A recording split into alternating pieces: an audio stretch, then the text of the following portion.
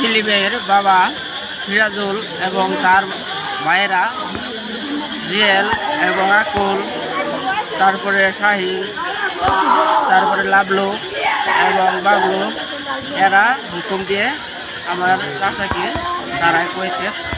আচ্ছা, জিএল বাবলু এরা কি এই এলাকাতে থাকে নাকি কুয়েতে? এরা এলাকার বাসিন্দা। এখানে তারা হুকুম দিয়েছিল কোন জায়গার? এরা কাকে হুকুম দিয়েছিল? সেলিমকে হুকুম দিয়েছিল। সেলিম কুয়েত প্রবাসী।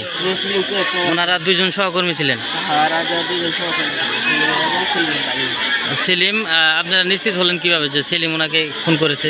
আমরা নিশ্চিত হলাম ওই যে সোশ্যাল মিডিয়ার মাধ্যমে ফেসবুকে হয়েছে। ফেসবুকে? এবং যে তারপরে করা হয়েছে। আচ্ছা, ফেসবুকে আপনারা কি কি দেখছিলেন? ফেসবুকে দেখলাম আমরা যখন প্রথম মানে আড়াইশো শোনা গেল, পরে ফেসবুকে দেখি সেলিমের যে খুন করছে তার ছবি সহ, চাকু সহ এবং রক্ত ছিল তার শরীরে, এবং লাশটা সেখানে পড়েছিল, জামর আলী লাশটা ওখানে পড়েছিল এরকম। আচ্ছা, ফেসবুকে দেখলেন, এটা কার আইডিতে দেখছিলেন? ফেসবুকের অনলাইনে তো সবার আইডিতে যখন গেছে না হলে এইভাবে আর কি।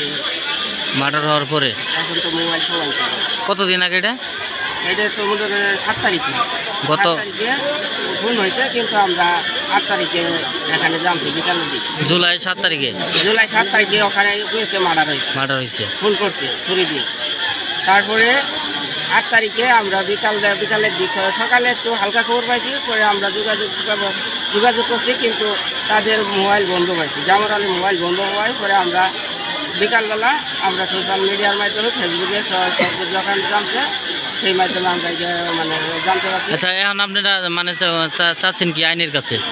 আমরা একটু সুস্থ বিচার চাই, যাতে আমাদের আদালতের এবং আইনে ভাবে যেভাবে এদের আরও পোলাপান আছে, 5টা পোলাপান এবং তার স্ত্রী আছে, 2টা ছেলের ছোটো, আর 3টে মেয়ে বড়, একটা মেয়ে বিয়ে দিছে, আর 2টা মেয়ের বিয়ে হয় নাই।